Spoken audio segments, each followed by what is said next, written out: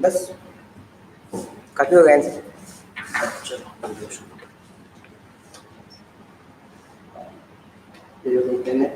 खाली इसको लिख लो बात बता।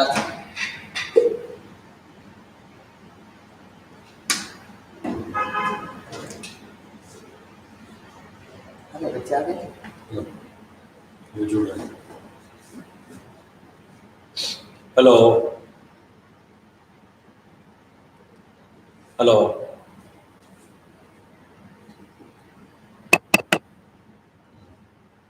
ये मेरे वाला माइक शुरू नहीं हुआ। मेरे पास नहीं बोली तो इसमें है लिख दे।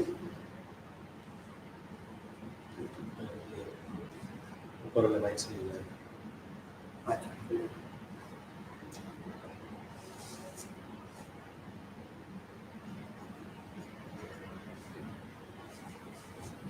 जुड़ रहे हैं बच्चे।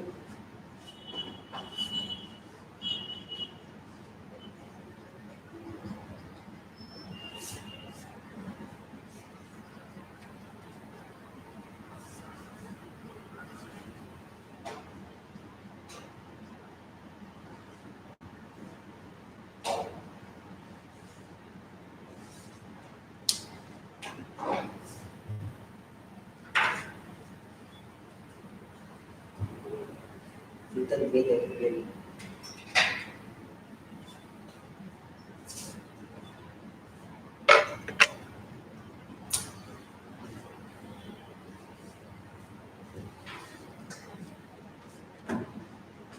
चलिए मेरे ख्याल से सब जुड़ रहे हैं, सब आ गए हैं ऑलमोस्ट। तो शुरू करते हैं धीरे धीरे।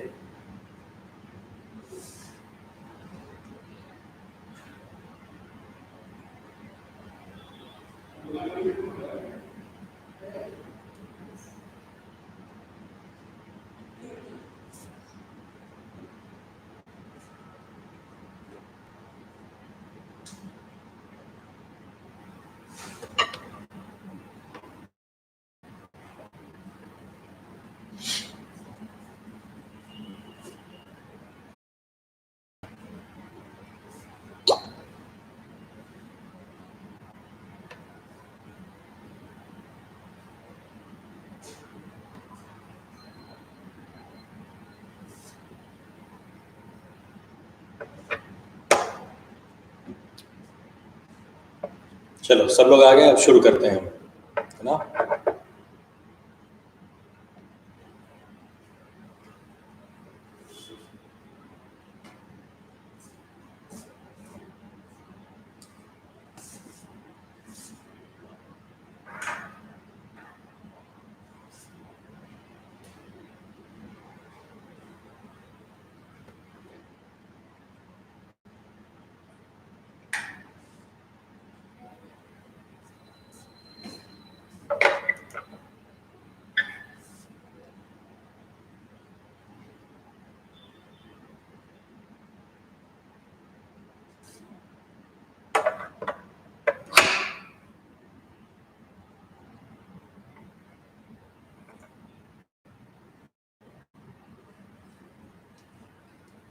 चलो फाइनली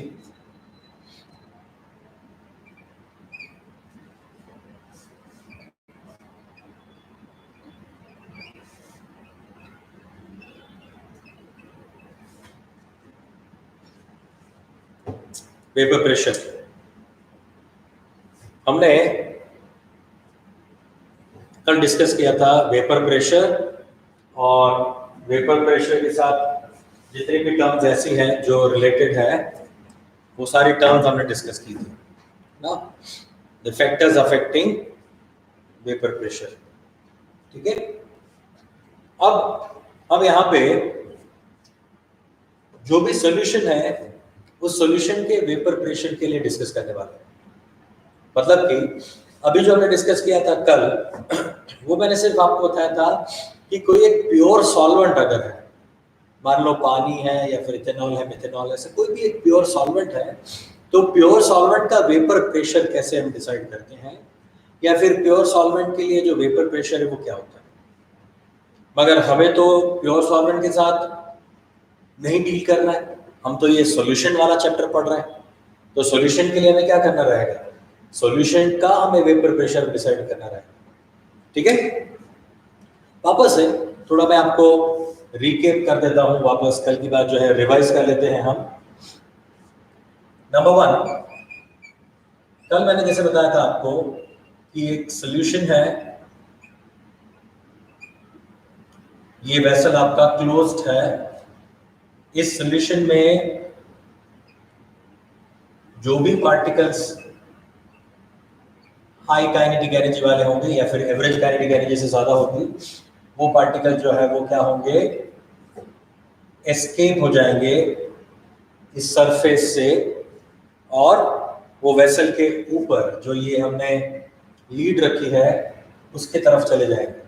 वहां जाके क्या हो जाएगा, दे स्टार्ट कंडेंसिंग, उनका कंडेंसेशन शुरू हो जाएगा। कंडेंसेशन शुरू हो गया, इसका मतलब क्या हो गया कि वो जो है वो वापस एक दूसरे के साथ कंबाइंड होकर क्या कर लेंगे, लिक्विड में कन्वर्ट होते जाएंगे और वापस नीचे गिरना शुरू करेंगे।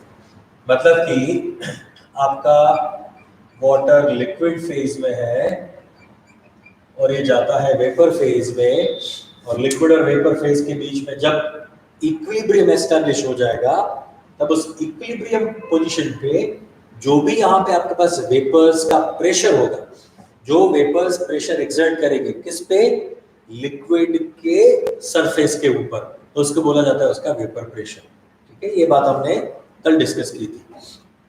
मैंने ये भी आपको एक चीज बताई थी कि हम इस बंद वेसल के अंदर तो कैसे डिसाइड करें कि उसका वेपर प्रेशर कितना है। तो हम क्या करते हैं, हम यहाँ पे एक मैनोमीटर जोड़ देते हैं। वो मैनोमीटर क्या होता है, मर्क्यूरी भरा होता है इसके अंदर, और उससे हम किसी भी गैस का या फिर किसी भी वेपर का प्रेशर डिसाइड कर सकते हैं। हम वेपर्स को गैस की तरह ही ट्रीट करेंगे, वही हमारे लिए गैस है और वही वेपर है दोनों। तो हमने इसके लिए आपको एक इक्वेशन बताई थी कि Kp is equal to P of H2O। इससे मैंने आपको ये बताया था कि अगर मैं Kp का वैल्यू फाइंड करना चाहता हूं, तो मेरे पास अगर वेपर्स का प्रेशर अगर है तो मैं उसका Kp फाइंड कर सकता हूं। और एक हमने आपको ग्राफिकली भी रिप्रेजेंट करके बताया था, और मैंने बोला था कि अगर वेपर प्रेशर का वैल्यू मुझे पता है तो मैं उससे Kp का वैल्यू भी फाइंड कर सकता हूँ। इतनी चीजें कल हमने डिस्कस की थी। ठीक है ना, अब हम आज देखने जा रहे हैं कि अगर हम सॉल्यूशन बनाते हैं तो सॉल्यूशन जो है उसका वेपर प्रेशर कैसे डिसाइड करते हैं या फिर किस तरह से होता है। सॉल्यूशन बनाने से पहले आपको दो चीजें मैं सिखाना चाहता हूं कि सॉल्यूशन जो है उसमें एक चीज तो होती है सॉल्वेंट, एक सॉल्वेंट है जो कि हमारा है वाटर, ठीक है, बाय डिफॉल्ट। और दूसरी चीज जो होती है वो होता है सॉल्यूट, राइट। तो अब ये जो सॉल्यूट है, ये सॉल्यूट दो तरह के हो सकते हैं। ये सॉल्यूट जो है वो दो तरह के हो सकते हैं। एक हो सकता है वोलेटाइल सॉल्यूट, वोलेटाइल सॉल्यूट, और दूसरा हो सकता है नॉन वोलेटाइल सॉल्यूट। ठीक है, वोलेटाइल सॉल्यूट हो सकता है या फिर नॉन वोलेटाइल सॉल्यूट हो सकता है, दोनों टाइप के सॉल्यूट हो सकते हैं।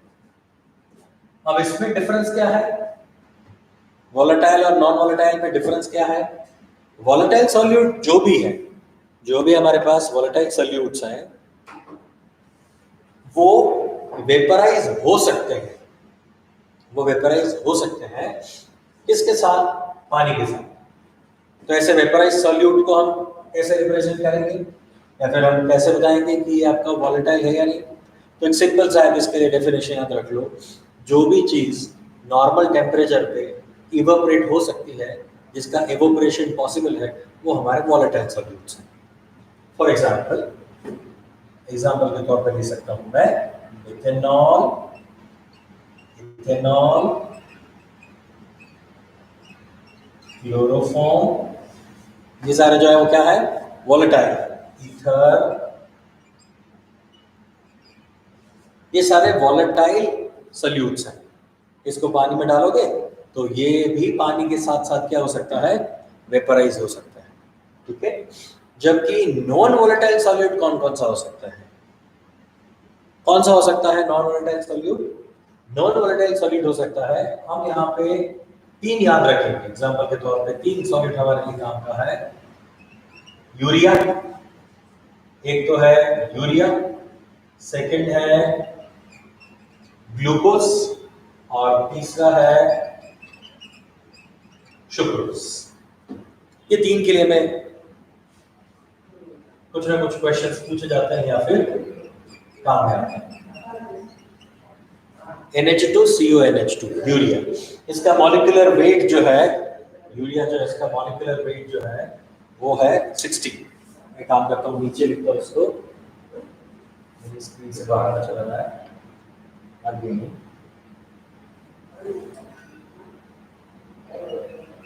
यूरिया NH2CONH2, ठीक है, और इसका मॉलिक्यूलर वेट होता है 60, जो कि आप याद रख लो तो ज्यादा अच्छा है। ग्लूकोज,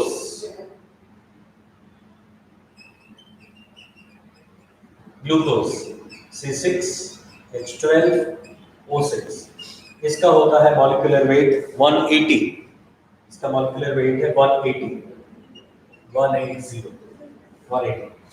और सुक्रोज C12H22O11, ठीक है, और इसका मॉलिक्यूलर वेट होता है 340। Got it? तो ये मैं ज्यादा एम्फसाइज क्यों कर रहा हूं इनके ऊपर, क्योंकि इन्हीं को लेके हमें मैक्सिमम क्वेश्चंस पूछे जाते हैं। यानी नॉन वोलेटाइल सॉल्यूट को जब हम सॉल्वेंट में डिसॉल्व करके उसका जब हम सॉल्यूशन बनाते हैं तो उसके जो भी प्रॉपर्टीज है उसको लेके मैक्सिमम क्वेश्चंस आपको पूछे जाते हैं। Is it okay? राइट, इतना क्लियर है? तो हमने लास्ट लेक्चर में वेपर प्रेशर को एलोबरेट किया था। आज हम बताने जा रहे हैं कि इन दोनों में से किसी भी टाइप का सॉल्यूट अगर हम यूज करते हैं और सॉल्यूशन बनाते हैं तो उनके वेपर प्रेशर में क्या क्या चेंजेस हो सकते हैं या फिर क्या होता है। ठीक है, चलो तो अब मैं शुरू करता हूं। पहले हम डिस्कस करने वाले हैं नॉन वोलेटाइल सॉल्यूट के लिए। अब देखो, नॉन वोलेटाइल सॉल्यूट जो है ना बेटा, वो नॉन वोलेटाइल सॉल्यूट कभी भी पानी के साथ इवेपोरेट नहीं होता। वो पानी के साथ कभी इवेपोरेट नहीं होता, वो पानी में रहता है। फॉर एग्जांपल, पानी में मैंने नमक को डिसॉल्व कर दिया, NaCl को पानी में डाल दिया। अब मैं क्या कर रहा हूँ, पानी को इवेपोरेट होने दे रहा हूँ, पूरा पानी उड़ जाएगा, नमक नहीं उड़ेगा। नमक का जो अमाउंट है वो तो सेम टू सेम वही रहेगा, कभी नमक नहीं उड़ेगा। क्यों?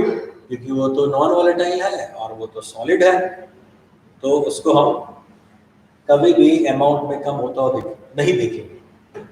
ठीक है, चलिए तो केस 1 करते हैं। केस 1 सोचते हैं। केस 1 क्या है? Solution when non-volatile solute is dissolved। ठीक है, चलो बता देते हैं ये, और केस 1 चेक करते हैं। वेपर प्रेशर की ही बात चल रही है, मगर टाइटल आप दे सकते हो vapour pressure of solution.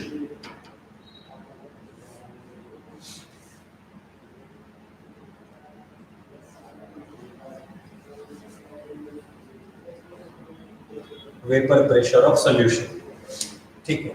Solution में भी हम अगर यहाँ पे केस 1 सोचें तो ये क्या है? वेपर प्रेशर ऑफ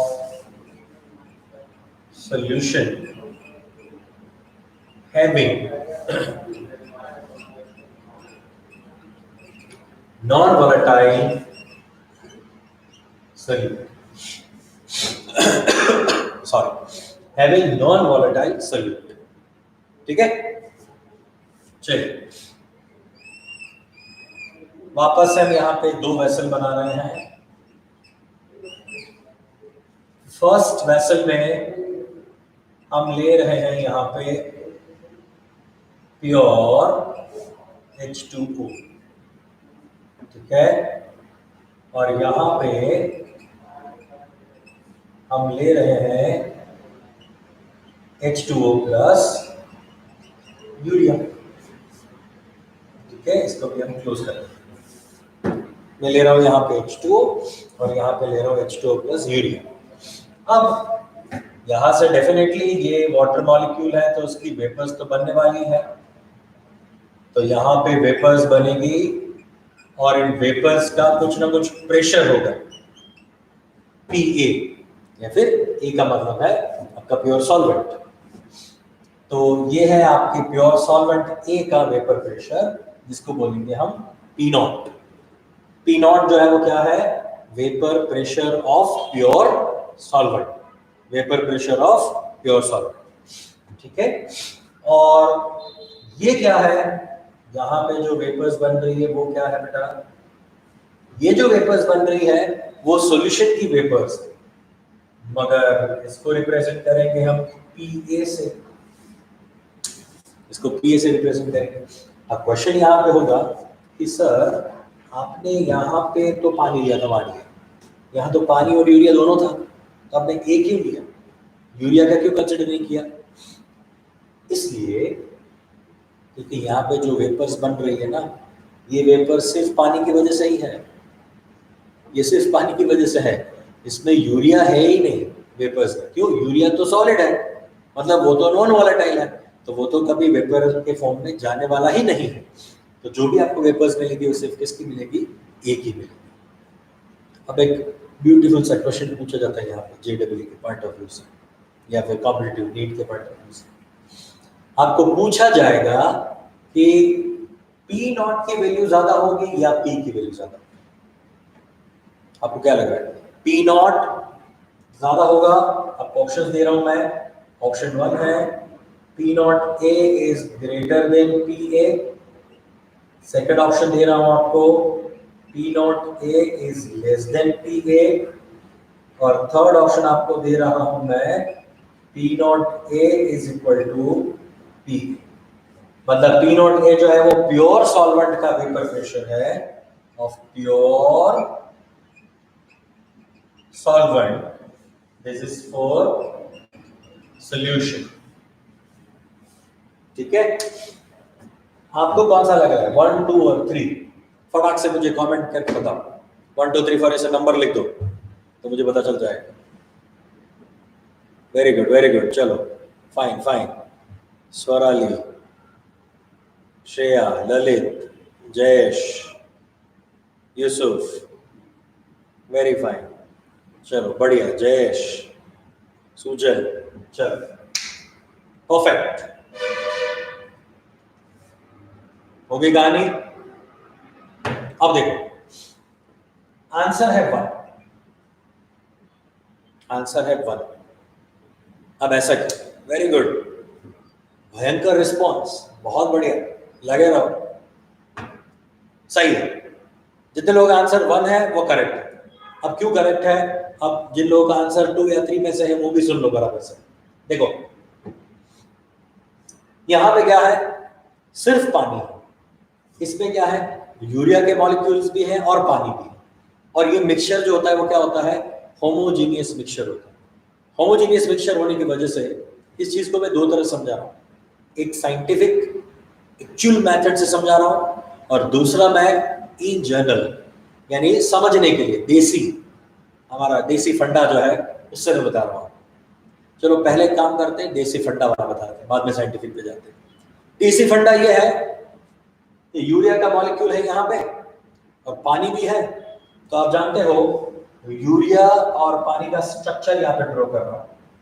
पानी है ये रहा, और यूरिया है NH2 CO NH2, right, NH2CO NH2।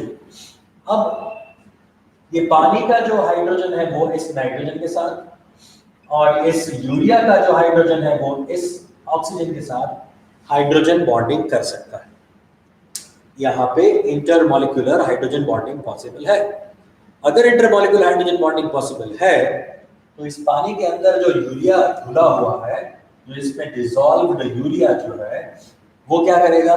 इस पानी के मॉलिक्यूल को पकड़ के रखेगा, यानी इसको वेपर्स में कन्वर्ट होने ही नहीं देगा। अगर वेपर्स ही नहीं बनेगी तो क्या हो जाएगा? अगर वेपर ही नहीं बन रही है तो वेपर प्रेशर ही कैसे बढ़ेगा? वेपर प्रेशर जो था उससे उल्टा कम हो जाएगा ना। तो यहाँ पे जो एक्सपेक्टेड था हमें, उससे यहाँ पे P नॉट Pa जैसे बनता है वैसे उसका वेपर प्रेशर क्या हो जाता है, कम हो जाता है। ठीक है, so definitely P not a की वैल्यू जो है वो पी से ज्यादा होनी चाहिए, पी नॉट ए की वैल्यू पी ए से ज्यादा होनी चाहिए, ये बहुत नेचुरल। दूसरा साइंटिफिक रीजन आ रहा है, ये भी साइंटिफिक ही था मगर ये देसी फंडा है याद रखने के लिए कि सर जो अंदर जो सॉल्यूट है उसके मॉलिक्यूल सॉल्वेंट के मॉलिक्यूल को पकड़ के रखते हैं, इसलिए उसके वेपर्स नहीं बनते। सही है, अच्छा फंडा। मगर कभी ऐसा हो गया तो कि जो अंदर सॉल्यूट जो हमने डिसॉल्व किया है वो ऐसा स्ट्रॉन्ग हाइड्रोजन बॉन्डिंग बनाता ही ना हो तो, या फिर सॉल्वेंट ही हमारा कुछ अलग हो तो, पेट्रोल में हमने ऑयल डाल दिया तो पेट्रोल और ऑयल के बीच में कोई ऐसा हाइड्रोजन बॉन्डिंग नहीं होता, तो कैसे करोगे? तो ये देसी फंडा बहुत ज्यादा काम में नहीं आता। हाँ, ये चीज काम में आती है जो साइंटिफिक है। अब देखना, हाँ सुनना बराबर से। मैंने यहाँ पे जो ये पार्टिकल्स दिखाए हैं वो सिर्फ ए है, उसमें सॉल्यूट है ही नहीं, जबकि इसमें दोनों चीजें हैं, ए भी है, सॉल्वेंट भी है और बी यूरिया है। मतलब कि यहाँ पे हमारे पास ए और बी दोनों के पार्टिकल्स हैं, ए है और बी भी है, बी के पार्टिकल्स भी हैं जो इस सरफेस के आसपास होंगे। हाँ, पर वो बी के पार्टिकल कभी इवेपोरेट होके सॉल्वेंट यानी सॉल्यूशन में से कभी गैसियस फेज में नहीं जाने वाले, वो क्या है, वो यही रहेंगे। मगर अब आप देख सकते हो कि पहले मान लो मैंने यहाँ पे 1 2 3 4 5 6 ऐसे पार्टिकल्स दिखाए थे, मान लो 6 पार्टिकल्स हैं। अब कितने हो जाएंगे, 1 2 3 4 5 ही, 3-4 पार्टिकल्स ही हो गए, पार्टिकल्स कम हो गए किसके, सॉल्वेंट के।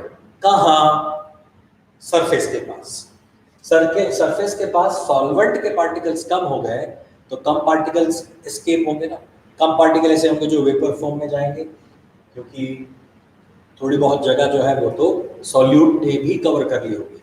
क्योंकि ये होमोजीनियस मिक्सचर है, यहाँ पे सॉल्वेंट के पार्टिकल्स और सॉल्यूट के पार्टिकल्स इक्वली डिस्ट्रीब्यूट होंगे, इसलिए सरफेस पे भी काफी सारे सॉल्यूट के पार्टिकल्स होंगे सॉल्वेंट के साथ साथ, इसलिए लेस नंबर ऑफ पार्टिकल जो है वही क्या होंगे, एस्केप होंगे या फिर वेपर फेज में जाएंगे। जैसे ही पार्टिकल का वैल्यू कम हो गया, वेपर्स का वैल्यू कम हो गया, वेपर प्रेशर भी कम हो जाएगा। ये क्लियर हुआ? ये उसका सही रीजन है, सही कारण ये है कि सॉल्वेंट के पार्टिकल के साथ साथ सॉल्यूट के पार्टिकल्स भी वहां पे पड़े होंगे, क्योंकि सॉल्यूट के पार्टिकल्स तो क्या है, नॉन वोलेटाइल है, तो नॉन वोलेटाइल होने की वजह से वो वेपर फेज में नहीं जाएगा। इसलिए आपका आंसर ए जो है या फिर आंसर 1 जो है वो करेक्ट है। Is it okay? अब क्लियर हुआ ये सब कुछ, ये दोनों में से कोई भी नहीं हो सकता। चलिए अब हम इसी रूल को थोड़ा और एलोबरेट करके चेक करते हैं, इसी चीज को हम एक थोड़ा और एलोबरेट करते हैं, मैथमेटिकल फॉर्म में इसको लेके जाते हैं। आपको मैंने बेसिक चीज बता दी कि प्योर सॉल्वेंट का जो वेपर प्रेशर है, प्योर सॉल्वेंट का जो वेपर प्रेशर है वो हमेशा ज्यादा रहता है सॉल्यूशन के कंपैरिजन में। ये चीज हमेशा दिमाग में रख के चलना है। किसके लिए? केस 1 के लिए, vapour pressure of a solution having non volatile solute. ठीक है, इसके लिए हमें ये चीज दिमाग में रखना। अब ये जो सारे एक्सपेरिमेंट किए थे, जो स्टडी किया था, उस साइंटिस्ट का नाम था राउल्ट।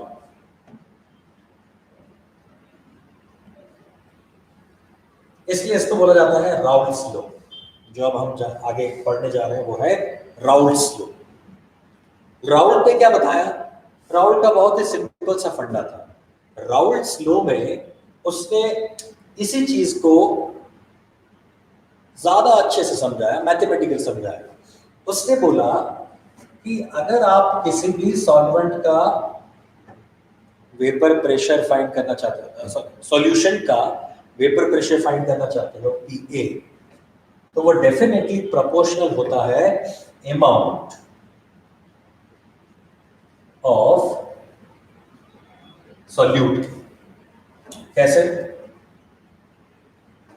अगर मान लो मैंने यूरिया जो है उसका 1 ग्राम डाल दिया, तो उसके रिस्पेक्ट में जितने पार्टिकल सरफेस पे होंगे वो नंबर 1 ग्राम के रिस्पेक्ट में कुछ आएगा। मान लेते हैं 1 ग्राम के रिस्पेक्ट में 1000 मॉलिक्यूल जो है यूरिया के वो सरफेस पे आ जाते हैं। अगर मैं 2 ग्राम यूरिया डालूंगा तो कोशिश ये होगी कि 2000 मॉलिक्यूल जो है यूरिया के वो सरफेस के आसपास आ जाएंगे।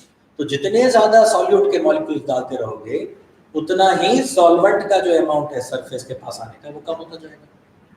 मतलब कि जो भी वेपर प्रेशर हमें यहाँ पे मिलेगा वो डायरेक्टली प्रोपोर्शनल होगा अमाउंट ऑफ सॉल्यूट के साथ। अगर कम अमाउंट ऑफ पार्टिकल्स ज्यादा होंगे तो इवेपोरेशन भी क्या हो जाएगा, इजी हो जाएगा। ठीक है, तो हम यहाँ पे ऐसे कर सकते हैं the vapour pressure is proportional to amount of solute. अब अमाउंट ऑफ को मैं मोल फ्रैक्शन से रिप्रेजेंट कर सकता हूँ, तो यहाँ पे मोल फ्रैक्शन ऑफ ए कर देता हूँ। क्यों ए? क्योंकि जितने ज्यादा आपके ए के पार्टिकल होंगे, ये मतलब हमारा जो मेन जो सॉल्वेंट ले रहे हैं वो सॉल्वेंट हम ले रहे हैं, चलो अमाउंट ऑफ सॉल्वेंट पे डिपेंड करता है। मैंने क्या बोला कि आपका जो सरफेस है उस सरफेस के ऊपर जितने सॉल्यूट के पार्टिकल ज्यादा होंगे उतने ही सॉल्वेंट के पार्टिकल कम होंगे। सॉल्वेंट के पार्टिकल कम होंगे तो वेपर जो है वो क्या बनेगी, कम बनेगी। यहाँ पे हमें क्या चेक करना है, वेपर कब ज्यादा बनेगी, जब सॉल्वेंट के पार्टिकल ज्यादा होंगे। तो अगेन पीए अदरवाइज सॉल्यूशन का जो वेपर प्रेशर है वो आपके सॉल्वेंट के मोल फ्रैक्शन पे या अमाउंट पे डिपेंड करता है। तो हम ऐसा कर सकते हैं कि पीए इज इक्वल टू, यहाँ पे कांस्टेंट डाल देता हूं मैं, के इंटू एक्स। ठीक है, वापस से चेक करो, वापस से देखो। राउट्स लो क्या है, राउट्स लो ये है कि सॉल्यूशन का वेपर प्रेशर है उसमें जो अमाउंट ऑफ सॉल्वेंट होगा उस पर डिपेंड करेगा। क्यों? क्योंकि यहाँ पे आपका सॉल्वेंट ही मात्र ऐसा है जो इवेपोरेट हो सकता है, सॉल्यूट के साथ तो वो इनवर्सली प्रोपोर्शनल है, राइट। तो सॉल्वेंट के पार्टिकल के साथ वो प्रोपोर्शनल है। तो सॉल्वेंट के अमाउंट हम कैसे डिसाइड कर सकते हैं, या फिर मोल्स कैसे डिसाइड कर सकते हैं, मोल फ्रैक्शंस। ठीक है, और मोल फ्रैक्शन जो है उसके साथ अगर हम रिलेशन देना चाहते हैं तो P A is equal to K into X A, इस तरह से हम ये लिख सकते हैं। तो ये फॉर्मूला जो है वो क्या हो गया, relation of vapour pressure of solution with the mole fraction of solvent. ठीक है, सॉल्वेंट जितना ज्यादा वेपर प्रेशर उतना ज्यादा, सॉल्वेंट कम तो वेपर प्रेशर भी कम। Is it clear? सबको ये क्लियर हो गया? अब अगर let XA is equal to 1, हमें ये K का वैल्यू फाइंड करना है। K क्या होता है वो हम यहाँ पे फाइंड करना चाहते हैं। तो मान लेते हैं कि XA1 है, XA1 का मतलब प्योर, प्योर आपका सॉल्वेंट, उसमें कोई सॉल्यूट नहीं है। ठीक है, तो अगर प्योर सॉल्वेंट है तो प्योर सॉल्वेंट के लिए तो PA का वैल्यू क्या हो जाएगा, P नॉट A के बराबर हो जाएगा, राइट। XA जो है वो अगर 1 है तो PA का वैल्यू जो है वो क्या हो जाएगा, P नॉट A के बराबर हो जाएगा। तो एक काम करो, ये वैल्यू इस इक्वेशन में पुट कर दो, इक्वेशन नंबर 1 में ये वैल्यू डाल दो।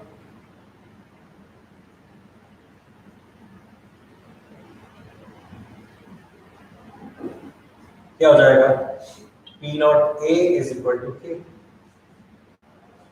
ये हमें K का वैल्यू मिल गया इक्वेशन नंबर 2 में। K का वैल्यू क्या होगा, P नॉट A जो है वो वैल्यू हो जाएगा K का, क्योंकि हमने प्योर के लिए लिया हुआ है।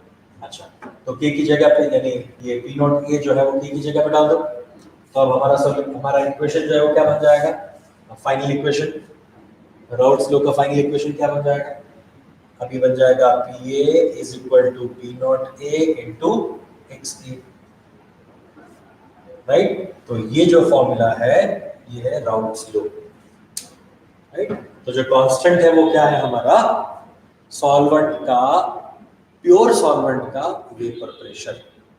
चलो फटाफट ये 1 मिनट चेक करो।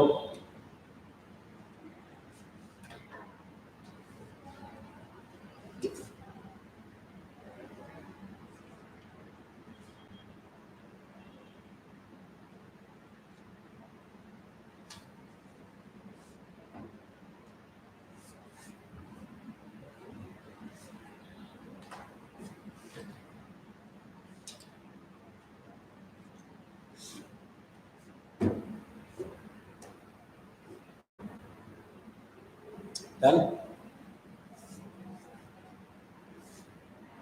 संदीप पाटिल, बेटा आपका क्लियर नहीं हो रहा है क्या? आपकी कमेंट भी नहीं दिख रही।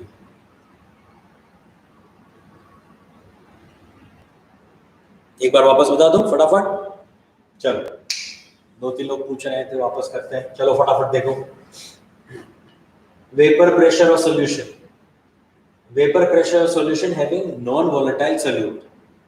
ठीक है, अगर नॉन वोलेटाइल सॉल्यूट है, और नॉन वोलेटाइल सॉल्यूट का मतलब जो वेपर में कन्वर्ट नहीं होने वाला है ना, so P not A always greater than P A हो जाएगा।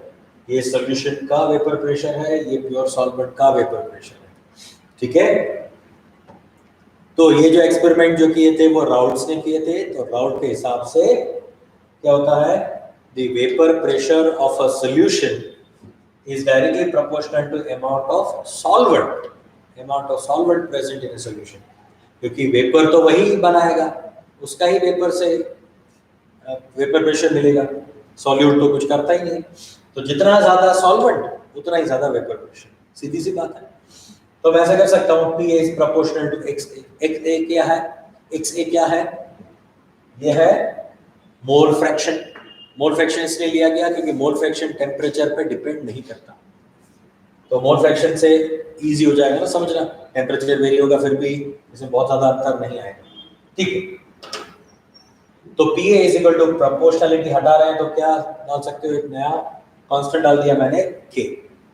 एक्स ए इक्वेशन नंबर 1 हो गया। P A is equal to K into X, equation number 1। अब मुझे ये के की वैल्यू फाइंड करनी है। हमें फाइंड करना है कि ये क्या है। तो हम क्या करेंगे, हम एज्यूम कर रहे हैं let X A is equal to 1। X A 1 का मतलब क्या है, 100% है ना। मोल फ्रैक्शन 1 होने का मतलब क्या है, 100% वही चीज, ए 100%। तो हमारे पास एक्स ए जो है वो 100% है, मतलब सिर्फ प्योर सॉल्वेंट है। तो प्योर सॉल्वेंट के लिए तो वेपर प्रेशर क्या होता है बेटा, P not A. So P is equal to P not A. तो जब एक्स ए 1 होगा तब पी ए किसके बराबर हो जाएगा, पी नॉट ए के बराबर हो जाएगा। तो ये सारी वैल्यूज जो है वो इक्वेशन नंबर 1 में पुट करो। तो P not A is equal to K, P A की जगह पे लिखो पी नॉट ए, एक्स की जगह पे लिखो 1। तो P not A is equal to क्या हो जाएगा, के। बस अब ये के की वैल्यू इक्वेशन नंबर 1 में डाल दो तो क्या मिल जाएगा मुझे, P A is equal to P not A into X A. तो ये है राउल्ट्स लॉ, ये राउल्ट्स लॉ का फॉर्मूला है, P is equal to P naught X A. अब जानो क्या क्या कौन कौन है। हमेशा फॉर्मूलाज आपको याद रह जाएंगे, मगर उसके अंदर जो टर्म्स हैं वो किस किस के लिए है वो आपको बताना चाहिए, वो याद रखना है। फॉर्मूला तो रट्टा मार सकते है ना, मगर टर्म्स याद रखो। P जो है वो है vapour pressure of solution. Solution ये क्या है, vapour pressure of pure solvent. Pure solvent. X A क्या है, mole fraction of solvent. Mole fraction of solvent. ठीक है, ये सारी चीजें अगर आप दिमाग में रखोगे तो इजी हो जाएगा। चलो मिटाते हैं और आगे बढ़ते हैं फटाफट।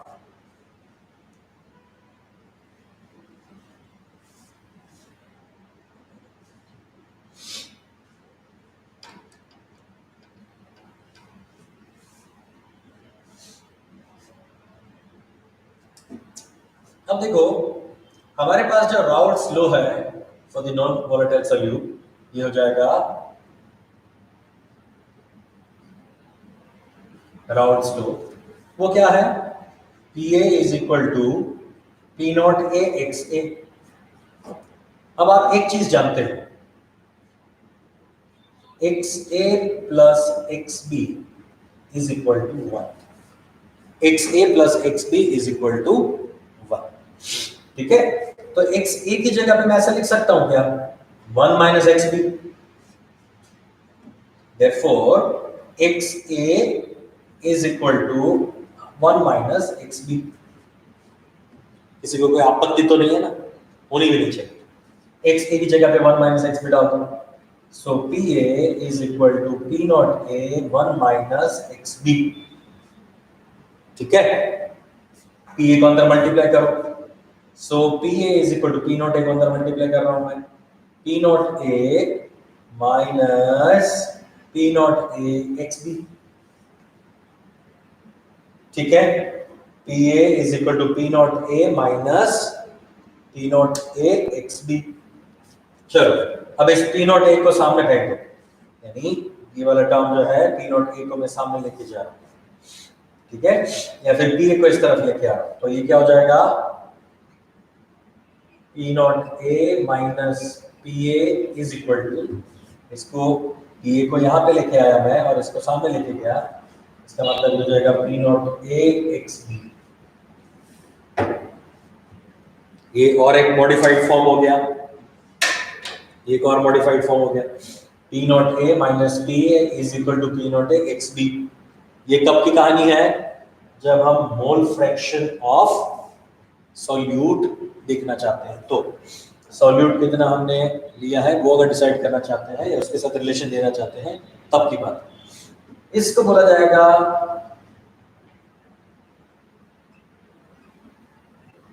Lowering of vapour pressure. इसके लिए एक टर्म है, इसके लिए वर्ड यूज किया जाता है लोअरिंग ऑफ वेपर प्रेशर। क्यों, कितना वेपर प्रेशर कम हुआ, कितना वेपर प्रेशर कम हुआ वो मुझे डिसाइड करना है। आपको यहाँ पे अभी मैंने बताया था कि P not A is greater then P, तो P नॉट A में से P A की वैल्यू अगर मैं निकाल दूं तो मुझे पता चलेगा कि ओरिजिनल प्योर सॉल्वेंट के कंपैरिजन में सॉल्यूशन का वेपर प्रेशर कितना कम हुआ, कितना कम हुआ वो मुझे पता चलेगा।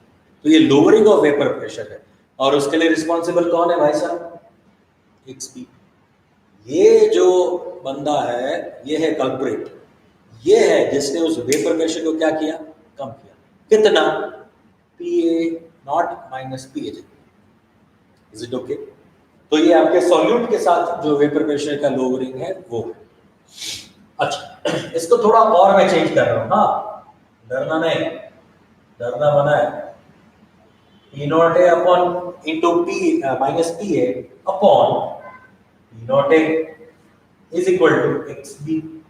चलिए P not A minus PA upon P not A, P not A को मैं सामने लेके आ गया, P नॉट A को मैंने इस तरफ फेंक दिया।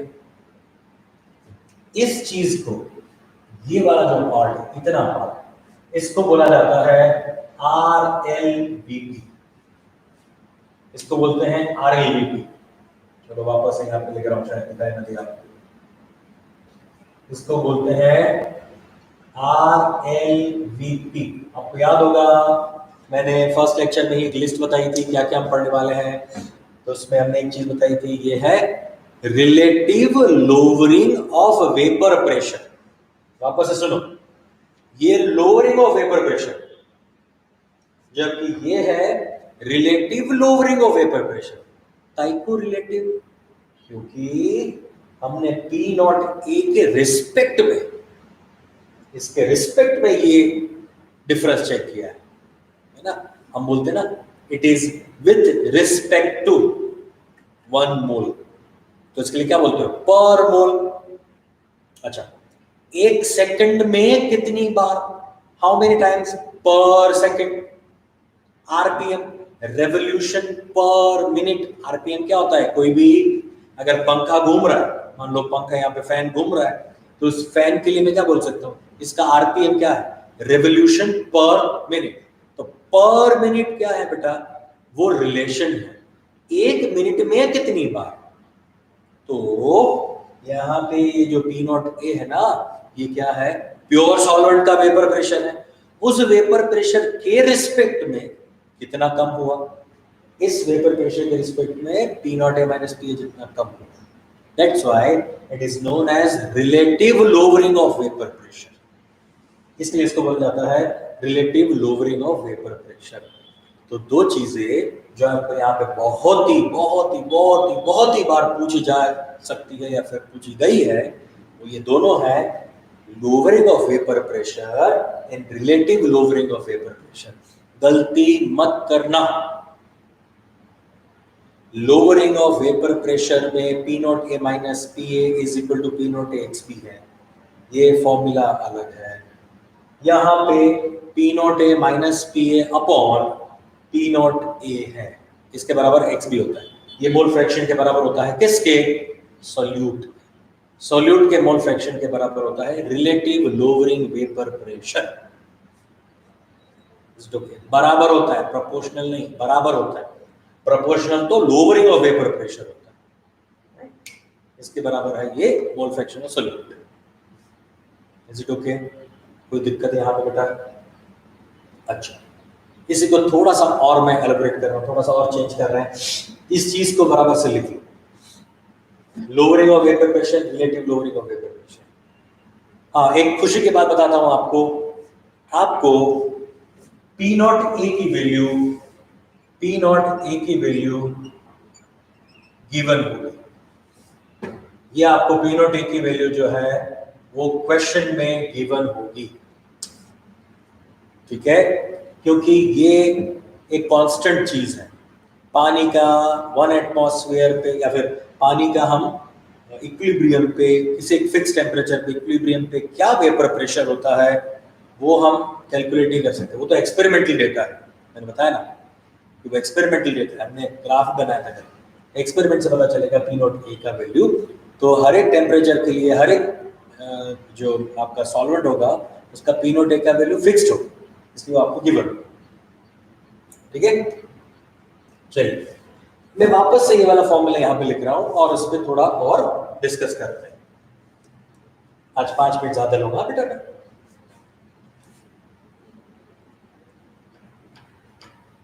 लेक्चर लेट शुरू कर सके ना हम, इसलिए, ठीक है ना?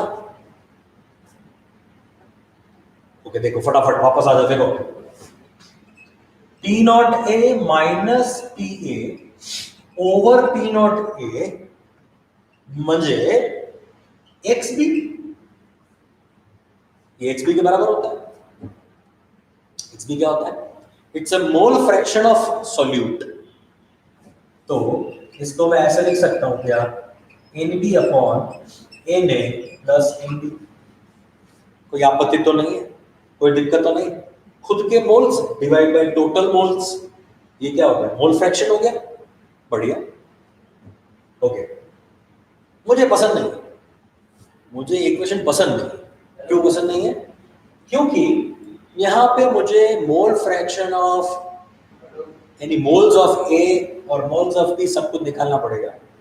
ए के मोल्स और बी के मोल्स जो है उसका वैल्यू भी मुझे यहाँ पे डाल के कैलकुलेट करना रहेगा। कोई दिक्कत वैसे तो नहीं है, नहीं चाहिए, वैल्यू ज्यादा आंसर वैसे ही होता है। मगर जब कभी भी आपको इन दोनों में से किसी एक का मोल फ्रैक्शन अननोन दिया होगा, अननोन, ज्यादातर केस में बी का जो है वही अननोन होगा। मैंने तो बोला अभी ये सॉल्वेंट क्या होता है? हमेशा पानी होगा, यानी ए के लिए हमें मोल मिल ही जाएंगे। वेट अपॉन मॉलिक्यूलर वेट करोगे मोल्स मिल जाएंगे। तो ज्यादातर आपको इसकी वैल्यू जो है वो फाइंड करनी रहती है। अब लेट सपोज करो सबको देखिए, NB जो है वो x है, ये भी x है, इसका वैल्यू कोई भी 10, 15, 20, 25 जो भी आ रहा है, मान लो ये 5 आ रहा है, तो x अपॉन 5 प्लस x हो जाएगा। आपको मोल फ्रैक्शन की वैल्यू गिवन होनी चाहिए, है ना? 3 क्वांटिटीज हैं, XB, Na, NB, तो 3 में से 2 तो देना पड़ेगा, तभी तो एक फाइंड कर सकते हो। ये दोनों चीजें दे दी गई। मान लो ये 5 प्लस x हो गया, ये x हो गया। यहाँ पे क्या होगा? इसका वैल्यू आपको कुछ गिवन होगा, मोल फ्रैक्शन का वैल्यू मान लो 0.1 दिया, चलो 0.1, तो ये हो जाएगा 5 प्लस x और ऊपर x सामने डालोगे तो क्या हो जाएगा? 0.1 इंटू 5 प्लस x। तो ये आपको सॉल्व करते जाना पड़ेगा, ये पूरा सॉल्व करना पड़ेगा। ये कभी क्वाड्रेटिक इक्वेशन बनेगी, कभी इक्वेशन जो है उसमें आपको नेगेटिव यानी सब्ट्रैक्शन एडिशन सब कुछ करना पड़ेगा, ठीक है? ये वैल्यू तो मैंने 0.1 दी थी, बहुत इजी वाली। अगर कोई कॉम्प्लिकेटेड वैल्यू आ गई तो 0.0595 आ गया तो गड़बड़ हो, मतलब इसलिए मुझे ये फॉर्मूला पसंद नहीं। ये राउल्स लॉ है, इसको मॉडिफाई करते हैं। चलो मॉडिफाइड राउल्स लॉ मैं आपको बता दूं। हाँ, इस इक्वेशन में इस फॉर्मूला को यानी पूरे इक्वेशन को मैं रेसिप्रोकल कर देता हूं। इसका मैं रेसिप्रोकल कर देता हूं, उल्टा कर देता हूं। P not A upon P not A minus PA is equal to NA plus NB over NB। किसी को कोई आपत्ति, किसी को कोई दिक्कत? मैंने इन दोनों को उल्टा कर दिया, इतना मारा कि उल्टा हो गया, कहाँ लिख दिया दोनों को मैंने। अब इसमें से 1 माइनस कर रहा हूं, दोनों साइड से मैं 1 माइनस कर रहा हूं, दोनों साइड से मैंने 1 माइनस कर दिया, इसमें किसी को आपत्ति नहीं होनी चाहिए। अब इसको सॉल्व करते हैं। हाँ, ये हो जाएगा पी नॉट ए, इसको एलसीएम ले लो, यहाँ पे एलसीएम ले लो, तो माइनस हो जाएगा पी नॉट ए प्लस हो जाएगा पी ए, ठीक है, over P not A minus is equal to, यहाँ पे एन बी को एलसीएम ले लो, N B minus N B upon, ठीक है, ये क्लियर है?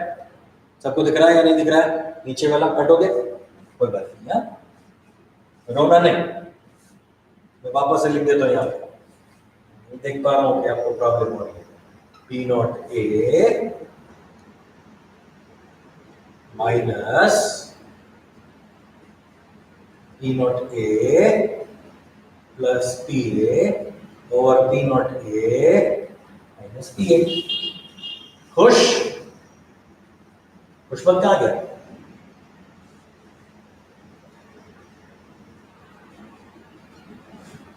खुशमत है तो जल्दी हाई बोल, जल्दी खुशमत, ठीक है। तो ये हमारा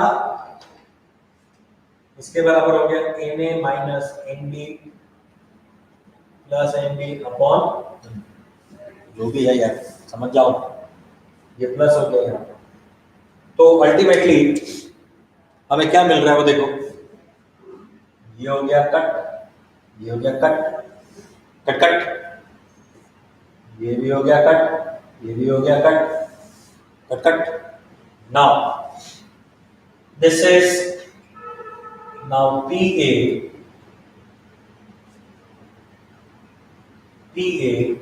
over P naught A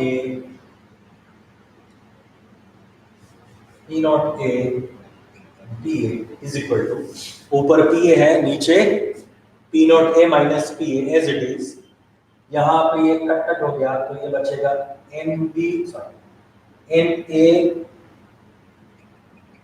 upon NB, तो ये वाला फॉर्मूला मुझे मिल रहा है।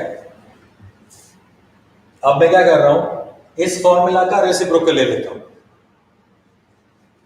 इस फॉर्मूला का रेसिप्रोकल ले लेते हैं।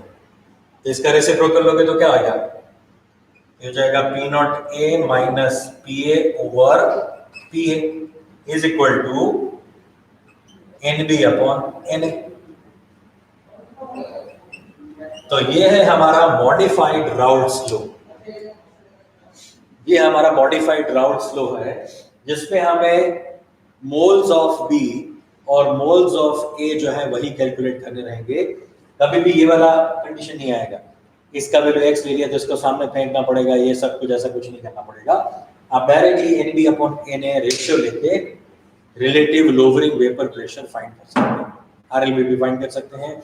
इससे आने वाला आंसर और इससे पहले जो मैंने ये वाला फॉर्मूला दिया था, इससे वाला आने वाला आंसर सेम हो, कोई डिफरेंस नहीं, क्योंकि हमने प्रोसेस तो वही किया ना, रेसिप्रोकल किया दोनों साइड पे, दोनों में से -1 कर दिया, जितना एलसीएम लेके जितना उड़ता था उड़ा दिया, उड़ा के जो बचा उसको मैंने वापस रेसिप्रोकल कर दिया।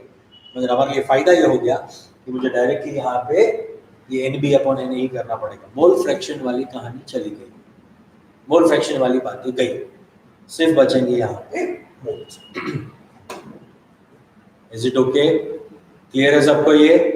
तो आज का हमने जो डिस्कशन किया है वो डिस्कशन हमने किसके लिए किया है, राउल्ट्स लॉ। मेनली हमने सॉल्यूशन पे फोकस किया है, सॉल्यूशन का हम वेपर प्रेशर फाइंड कर रहे हैं। तो सॉल्यूशन बनाने के लिए आपके पास दो रास्ते हैं, एक तो आप सॉल्यूट वॉलेटाइल ले लो या फिर सॉल्यूट नॉन वॉलेटाइल ले लो। पहला केस मैंने बताया कि अगर हम नॉन वॉलेटाइल सॉल्यूट ले रहे हैं किसी भी सॉल्वेंट में, तो जो सॉल्यूशन बनता है उस सॉल्यूशन का वेपर प्रेशर हम राउल्ट्स लॉ से डिसाइड कर सकते हैं, राउल्ट्स से डिसाइड हो सकता है। उसके बारे में हम डिस्कशन किया। ये और ये फॉर्मूला आपका याद रखिए, ये वाला ये वाला फॉर्मूला और ये वाला फॉर्मूला आपको याद रखना है। ये कैलकुलेशन बहुत इजी हो जाएगा आपको। ये प्योर राउट्स को है, ये बोर्ड्स के एग्जाम वगैरह में लिखना है तो ये लिखना है, कॉम्पिटिटिव एग्जाम में लिखना है तो आपको ये यानी उससे कैलकुलेट करना है। Is it okay? आज रुकते हैं यहाँ तक। ये चलो, thank you, bye bye, take care. आज मैंने थंबनेल भी ऐसा ही बनाया था, मास्क लगा कर रखना सब लोग, राइट? बाय।